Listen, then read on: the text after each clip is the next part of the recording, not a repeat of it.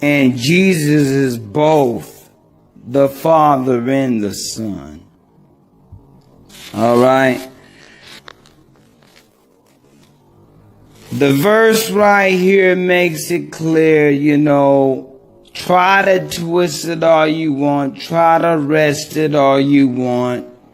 Try to say, well, in reality, this isn't really the Father speaking. This is just David, But the Bible makes it clear that the holy man of God